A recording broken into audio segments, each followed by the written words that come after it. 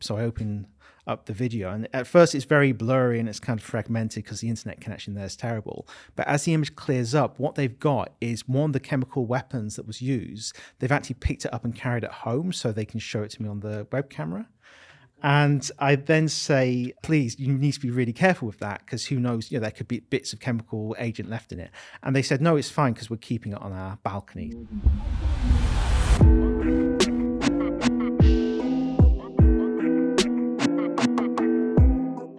So I was not someone who came from a professional investigative background. I really started what I was doing as a hobby because I found certain things really interesting. And at that time, it was the events of the Arab Spring, where really for the first time, you're having these situations where there's a huge amount of content being shared, not just by news organizations, but by people on the ground who are taking photographs, making allegations, putting videos online. And this was accessible to everyone now, thanks to the use of social media and really the rise of smartphone technology from 2008 onwards. So what we have now is a connection to millions, billions of people across the world, and they're sharing all sorts of information. And when it comes to conflicts, when it comes to the events of the Arab Spring, that was something that was very new and I just found fascinating and started really digging into. As I was following the conflict in Libya in 2011, I was joining online arguments basically on places like the Guardian Middle East Live blog. They had a comment section and I was posting there pretty much every day at the kind of height of it. And it used to frustrate me that you'd have people who would find a video or some useful piece of information, but then it would just end up being an argument about whether or not it was real. But they weren't really analyzing the image. They were just saying, I don't think this is real because I don't think, this could be true because of my beliefs, which wasn't what I was interested in. So I realized that by looking at the objects, the buildings, other kind of items in these images, you could actually compare that to satellite imagery of the location it's supposed to be in and then find a match, kind of like spot the difference and say that this must be the same location that's visible on satellite imagery because you can match up various things. So, for example, one of the first ones I did was looking at a video filmed in Libya that was filmed next to a mosque with a dome and a minaret next to a major road in a town. And by looking at satellite imagery at that road, following it along, you can find the mosque, you can find the same dome and minaret, and you can look at the smaller and smaller details until you match the video to the image, the satellite imagery that you have perfectly. And this is what we call now geolocation. But at the time for me, we didn't even have a word for what that process was because it was so new.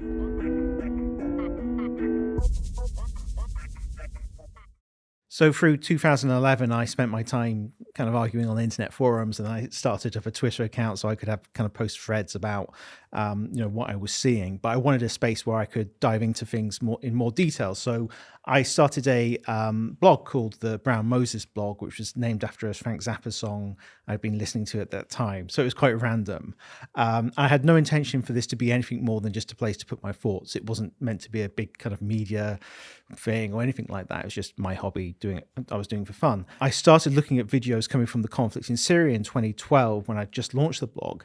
And I didn't speak any Arabic, so I couldn't really understand what people were saying, but I could see that they had all kinds of different weaponry.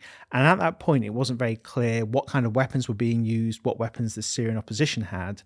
So I just took it upon myself to start learning how to identify these weapons.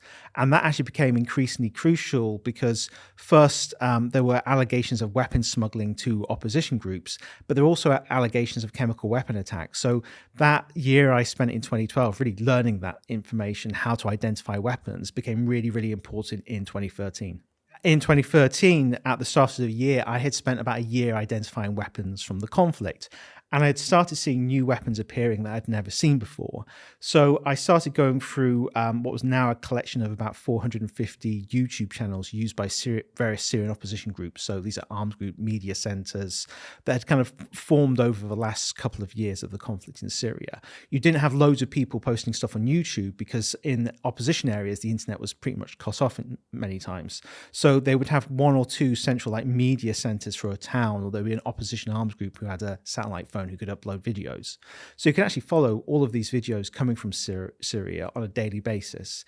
And I realized that these weapons were all linked to one country, the former Yugoslavia. And there had been rumors of weapons smuggling at the time, but no one had actual evidence of this. And I started to piece together all this information, and a journalist who'd been following my work for a while from the New York Times expressed interest in it. And that actually ended up as a front page story on the New York Times, my first really big story, because I had actually found evidence, the first evidence of weapons smuggling to the Syrian opposition in the YouTube videos they themselves were posting on the internet. So when you have limited language skills like I did, and you're looking at content coming from places like Syria and Libya, there is still information you can get from these videos. So you can broadly see what the videos are about because they have titles and a description sometimes. Often they're shared online by people who are discussing the content of the videos, and you have things like Google Translate. So if stuff is written in Arabic, it's quite easy to then translate it. But then you can see you're rather than listening to what people are saying and thinking, oh, this is what's happening, you're actually looking what's happening in the video. What am I being shown here? So throughout 2013, I first then started encountering videos that showed cluster munitions. The first actual evidence of cluster munition use in the conflict in Syria, again, posted on social media, on YouTube channels by people on the ground documenting this stuff. And that work led me to contact with Human Rights Watch, who had been working on that issue a lot. And then the really big thing was in August 2013, there's a massive scale sarin attack in the suburbs of Damascus. And because journalists couldn't get there on the ground, the main source of information was coming through social media channels. So on that day, there were probably about 200 videos that were filmed and then shared on social media I was able to identify. And that showed a whole range of things. That showed the victims who were suffering from chemical weapon exposure. I spent a long time looking through those videos, looking for symptoms that could suggest what chemical agent was used. So from the kind of tremors they were having, the shaking, the constricted pupils, for example, you could actually narrow down which chemical agent could be causing that. Because, for example, chlorine gas and sarin causes two very different effects. But we also had images of the munitions that were used. And this was actually really unusual because then from examining those munitions, you could start trying to establish who had used them. Because at that point, the Syrian government was blaming the rebels for this, and the rebels were blaming the Syrian government. So this was all evidence that could allow you to establish what really happened with those attacks. The Syrian government used a locally designed munition. It was unusual because when at first look, it looks quite DIY, but basically they've taken a 122 millimeter rocket, which is used on multiple rocket launchers, removed the warhead and replaced it with a larger cylinder that they then filled with liquid sarin. And then they could launch those over a range of 2 kilometers, and they launched at least a dozen of those missiles on the day. And these impact locations could all be documented through the video footage shared by the local people. And as a result of using this sarin, over 1,000 people were killed and many more were injured in the attack. But this was all documented through publicly available videos. This wasn't coming from journalists on the ground. It was coming from local people filming this stuff. They even, some of them reached out to me, and there was a group who reached out and they said, we've read your posts on your blog. We could help you out. And I said, well, I'd really like to see one of these munitions up close. So if you see some in the street, because I was thinking these are chemical weapons and they don't want to mess around with them, take a photo and then, if you want to help. So several hours later, they contacted me on Skype. So I opened up the video, and at first it's very blurry and it's kind of fragmented because the internet connection there is terrible. But as the image clears up, what they've got is one of the chemical weapons that was used. They've actually picked it up and carried it home so they can show it to me on the web camera. And I then say, please, you need to be really careful with that because who knows, there could be bits of chemical agent left in it. And they said, no, it's fine because we're keeping it on our balcony, so it's completely fine and safe. But that actual information was incredibly valuable in piecing together what that munition actually worked. By looking at the debris of the munition, you understand how it's designed, how the warhead is actually detonated, all those little details that what would have been impossible to find, 10 years ago before we really had this connectedness with online material.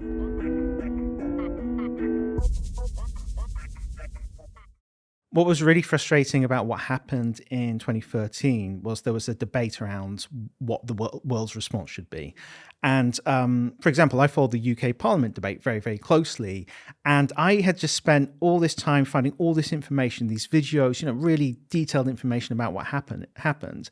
But in the Parliament, what they were debating were effectively the opinion of their favourite newspaper columnist on what had happened, who really wasn't that well informed on the situation on the ground. It was very frustrating for me to see that, because I thought there's this brilliant, detailed information that's out there. It's publicly available, but no one who's actually in power is actually seeing it or ever coming across it, because there just isn't that kind of process to take what's being filmed on the ground and actually analyze it and turn it into something that's useful for actually understanding the reality of what's happening, rather than just relying on your favorite newspaper columnist to tell you what to think. So part of me was thinking, this is valuable, important information, and time again, I think I had demonstrated that you could produce reliable information based off open source things like these videos from the conflict in Syria. We also had, at the same time, the veteran journalist Seymour Hersh wrote an article about the August 21st sarin attacks, and that was published in the London Review of Books. And it just contradicted everything that could be clearly seen through open source material. He was making claims that this was like DIY sarin made by Al-Qaeda in Iraq, backed with Turkey involved. Just a bunch of claims that, if you actually looked at the open source evidence, were clearly completely untrue. And there was a debate among the kind of serial watching journalistic community about almost this idea of kind of old journalism and new journalism, this kind of single source Seymour Hersh stuff versus my kind of open source, publicly available information based investigation. But I never saw it as a kind of a competition between different types of journalism. It was just a way to supplement the work that was already being done, but it was a huge resource.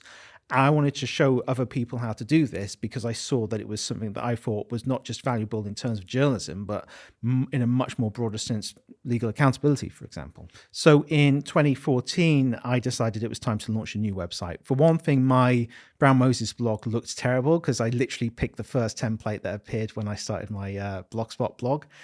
So I wanted someone that was more professional, but it was also a place where I wanted to start posting guides and case studies so other people could learn how to do it, open source investigation themselves, but also understand what I was doing when I was doing open source investigation, because it was so new that people were still really learning what their open source investigation was.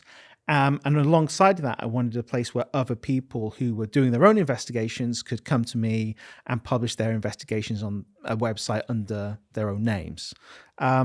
So that's really where it started. I launched that in July 2014, and 3 days after we launched, MH17 was shot down over eastern Ukraine, and that provided huge investigation for both, and a huge amount of growth for Bellingcat, the open source community, and the entire field of open source investigation. So Bellingcat is based off the name of a fable. It's about a group of mice who are very afraid of a large cat.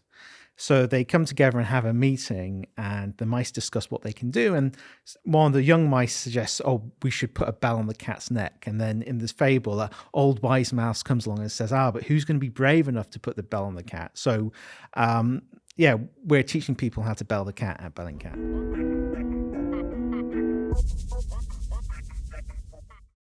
I would say that the MH17 investigation was the most impactful in many ways, because I think it brought open source investigation as a field of investigation to a lot of different types of organizations. We got a lot of media attention, but there's also organizations who are working on human rights issues, on legal accountability, who saw the work we were doing and realized that it could be applied to what they're doing. What I think really was incredible with the MH17 investigation, and very scary, I think, for myself and our team, is we did a lot of investigative work at a time where the official investigation wasn't able to publish information about what it was doing. It couldn't do that till 2016. So that actually allowed Bellingcat to, in a sense, get a lead on the official investigation, because we were able to investigate and publish stuff because we were working off publicly available material. That began with tracking the missile launcher through the Ukrainian territory that was captured by Russia on the day. We could identify the launch site. We could identify where the missile launcher came from, which was a specific military base in Russia, because people on the ground in Russia had filmed a convoy of missile launchers because it looked cool and they could put it on social media for engagement. which we could then find and recreate the route of the missile launcher that shot down MH17. So what we were able to do is provide a lot of really useful information to the public that the official investigation could also look up and use in their own investigation, because it was on the internet. We could provide the links. It was very easy to find. And that had a really big impact, I think, on the official investigation, because I don't think, were set up to do any kinds of open source investigation at all, because it wasn't something that you'd have to think about in previous investigations, because people weren't filming stuff and putting stuff on the internet like they were until 2014 with regards to MH17. And I think it was a huge moment, not just for Bellingcat, but for the entire field of open source investigation because of that.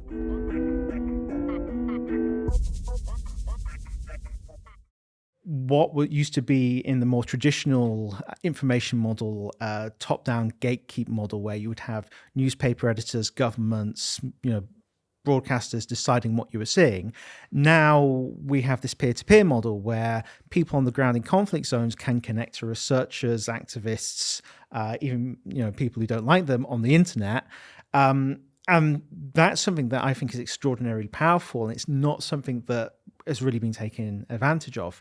Really, since Egypt in 2010 through to Libya and then Syria and the conflict in Ukraine, we are seeing the coverage of conflict through open source user-generated videos increasing. We don't just have online social media content, but we also now have access to satellite imagery in a way we've never had before. Bellingcat has satellite imagery from a company called Planet Labs, where they take an image of the entire planet every single day at medium resolution. And that's enough to see if buildings have been destroyed between one day or another, examine oil slicks, look at the scale of damage from, say, maybe an airstrike on an ammo depot. But they also offer the ability to satellites to get high-resolution imagery. So you can send a satellite to anywhere you want in the world to get nice high-resolution imagery of that area. That is something that 20 years ago would have been spy agencies, if that kind of capability is now basically available to pretty much anyone who can afford it. And it's not horrendously expensive. So as a research tool, it's hugely useful. So you're getting all these different types of online tools that can empower individuals to be involved in investigations, to actually look into stuff that they care about. Hi, and welcome to Deep. We love making videos, meeting people, and letting them tell their stories. We really hope you're enjoying the channel, and if you are and would like a bit more, We've just launched the series as a podcast on Spotify. It's the full interviews uncut, so you can hear the whole thing, wherever you are, at home or on the go. But no matter where you're watching the content, please remember to like, comment, and subscribe, as it really helps the channel. And don't forget to drop a comment below and tell us who you'd like us to talk to next. Thank you. Now, back to our story. Okay, cool.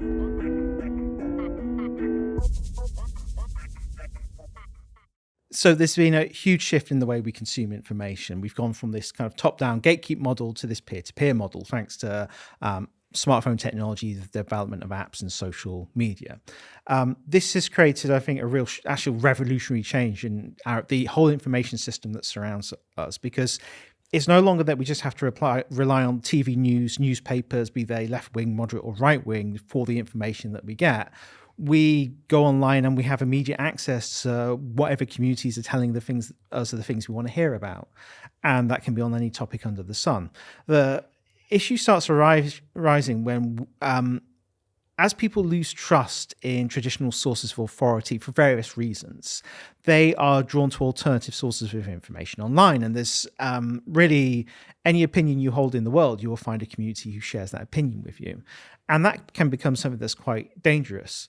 So I've been looking at a model of what you would call information disorder, which is the idea that you have misinformation, which is information that's shared by people who think it's true, but it's actually false. You have disinformation, which is shared by people who know it's false and are sharing it despite it being false. And then malinformation, which is information that is true, but it's used for damaging purposes, like it's selectively releasing information. At the kind of core of this is understanding who are the people who create and share this. And if we look at the approach to disinformation from 2016 onwards, it's been pointing the fingers at people like Russia, for example. And it's really been framed as an external issue where we're being lied to by foreign actors, they're tricking people and making them believe in conspiracy theories or wherever it may be. But the truth is, what's really happening is because there are people who, for various reasons, distrust a source of authority like the government, the media, medical professionals, they seek alternative information on the internet. And the algorithm and communities are very good at finding that alternative information. So let's take an example of COVID. You Google search, are COVID vaccines safe? And you will get content inevitably that says, no, they're not safe. Now, if you trust medical professionals, the doctors, whoever it may be, you probably will think, well, that's not true because I know I'm being told the truth by these people. But if you distrust them, you might click on that. And the algorithm notices and it recommends you more content, and you encounter a community who's sharing and creating that content. And there'll be a subset of that is more extreme. It'll be that actually vaccines make you sick. And you might not believe that because you still trust the doctors, but then you might click that and then you get served slightly more extreme content. And what starts happening is, depending on how much you distrust those sources of authority, you'll find communities that will basically radicalize you about any topic under the sun. And this will eventually lead to some people, not everyone, believing that Bill Gates is putting microchips in the vaccines that will be activated by 5G, which sounds mad, but there are only over 70 5G towers burnt down during the COVID lockdown linked to these kind of conspiracy theories. So it has a real world impact. But why do people end up like that? And that's another question I've been exploring. So what you have is, when people have distrust in a source of authority over whatever topic it may be, if they've gone through some form of crisis, be it personal, political, social, maybe they're in a huge global pandemic, for example, but you find communities who are basically agreeing with you that, yes, you can't trust these people on this topic, and they will provide you with all the information you need to create a bubble of information around you. That the kind of surface of that bubble that you're trapped inside becomes a lens through which you can see the entire world.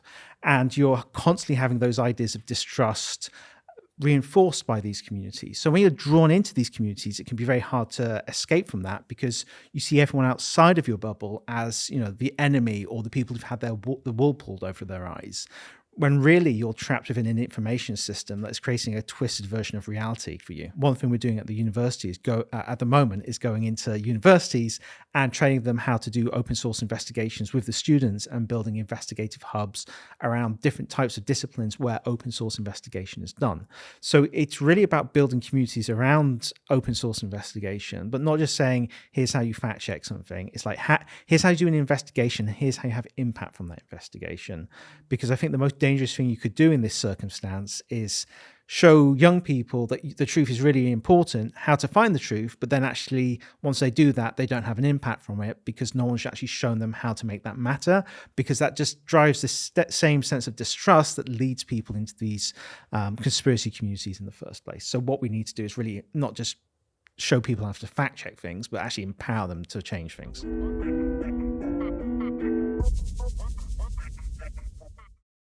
I think we have to see this maybe in a broader context, because in other countries there are being attempts to limit TikTok as a place where young people can go for various reasons, but be it by age, but the time they can do it, wherever it may be.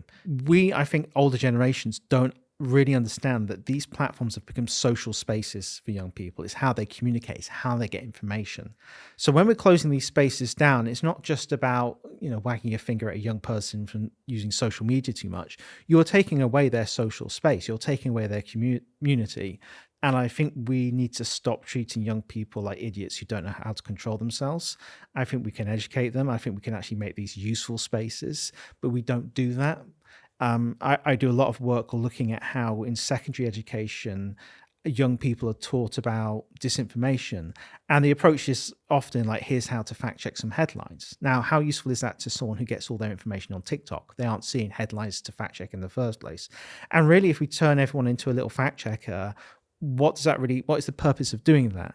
So you get a newspaper and it's got a fake headline in it. You fact check it. You can now distrust that newspaper. It doesn't fix the behavior of that newspaper, if they even bother reading newspapers anymore. So I think we have to actually meet young people on the platforms where they're doing this and help them become better users of that platform. Teach them critical thinking skills rather than teaching them all to be mini fact-checking journalists, because telling someone this is a thing journalists do may not be very appealing to a lot of people. But if it's actually about teaching those critical thinking skills, it goes beyond just consuming social media content. Those are skills that can impact all the areas of their lives.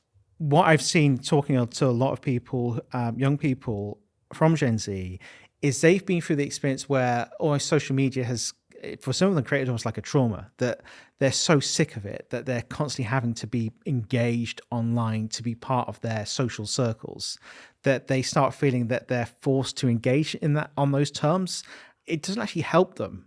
In a lot of cases, it's actually, they start noticing the damage it's doing to them, that there is just useless information being provided to them, and they're looking for something else. With Gen Alpha, though, that these are young people who are growing up with, TikTok stream kind of video content being the primary source of information they're getting. So if you have people my age whose main social media platform is Twitter, making decisions about how people use TikTok when we don't ever really use that platform, or even with Instagram or something like that, how are we connecting? Well, actually, what's happening is we're almost through the social media platforms kind of splintering off by age groups. Like my parents use Facebook, they don't use Twitter. I use Twitter, and my community around me, we're all going off to Blue Sky now, but we were using Twitter.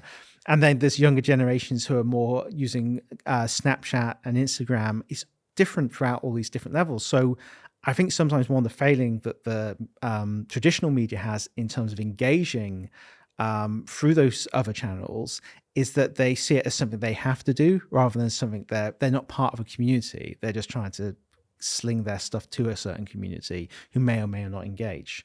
And I think that change in how people engage with information, especially Gen Alpha, is going to have a massive impact on the media in the long terms. And they may not realize that for another 5 or 10 years, but it's changing already. And it's something I think organizations have to adapt to. So the platforms like TikTok have helped young people engage with information in a different way. So now, because it encourages posting additional content in reply to the original content, it means that each individual has a role not just in consuming the information, but distributing that information and enhancing that information. And that, for me, is a real opportunity, because it allows people, if you teach them the right skills of critical thinking and show them that there's value in truth seeking, to engage in their own way with that content. For me, when I'm developing the work of Bellingcat, we're thinking about building communities, but we aren't thinking about doing it on which platforms we do that on. It's about teaching them the skills and the methodologies they need, so that then they can kind of translate it into how they would communicate it to people on their platform.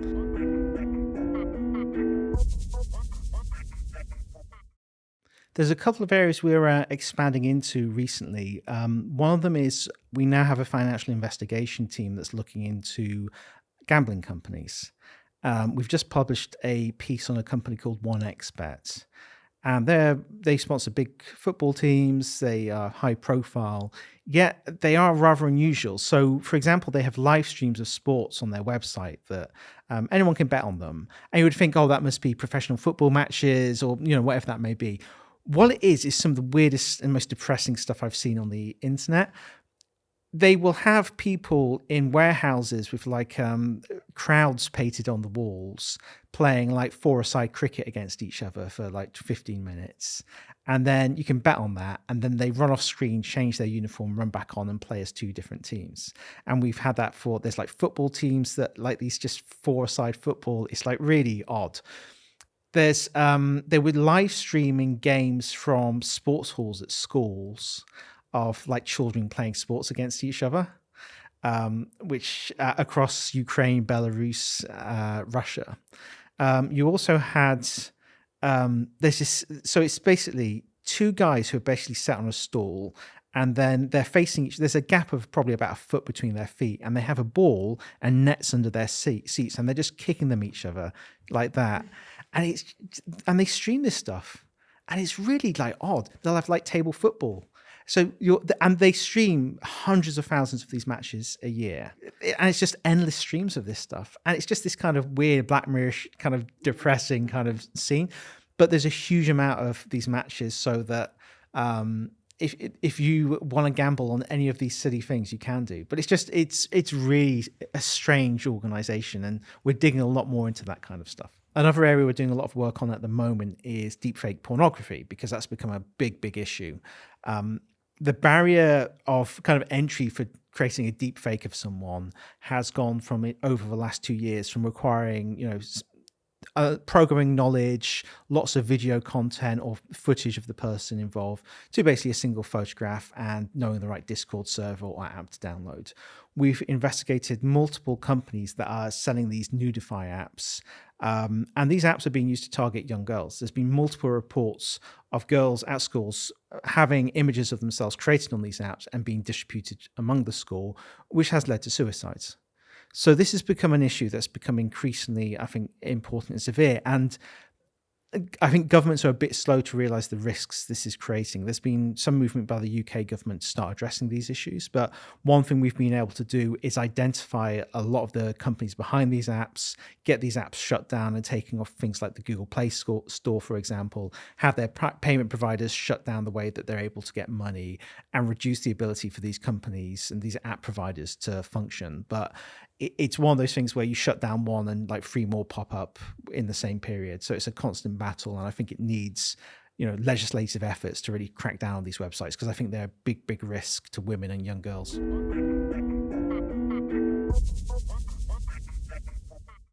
We do have conversations with government departments, members of parliament about various issues. So, for example, one of our early financial investigation teams were into Scottish limited partnerships, which were being used to effectively launder money, because lots of Russian and Ukrainian companies would buy them because they were badly regulated. And we spoke to MPs about that. I was a target of a legal case by the founder of Wagner, Yevgeny Prigozhin, and he sued me in the UK for saying that he was linked to Wagner, even though he was sanctioned in the European Union, UK and US for that very thing. So I was targeted by a SLAP, which is a strategic lawsuit against public participation, which is using wealthy individuals using the courts to target journalists to basically shut them up and cost them lots of money. And, that cost me £75,000 just to get it to the point where the court threw it out. And that only happened because Prigozhin didn't fill in his paperwork. So that also led me to talk to members of parliament and committees about my experiences and submit evidence. So, we talk about our experiences, because I think it's important that lots of different types of institutes understand this and what open source investigation is and what the impact of our work has, both good and bad.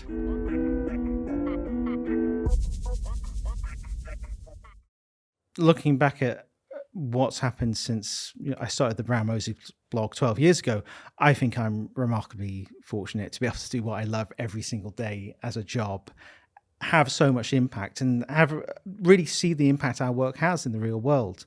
Our work has led to really positive change. It's resulted in children being rescued from paedophiles. I mean, there's that. I mean, you're investigating war crimes that wouldn't be investigated otherwise. It's had a huge impact, and I'm very grateful for that. We've just finished a documentary on the downing of Malaysian Airlines flight MH17. It's an inside view into how we did the work at Bellingcat, how our team came together around the investigation, but also diving into how open source investigation techniques are done. So I hope for the audience it's something where they're learning both about MH17 and what happened with that, but also understanding the techniques we use, which I think are really fun and interesting. So I hope some people decide to start doing it themselves.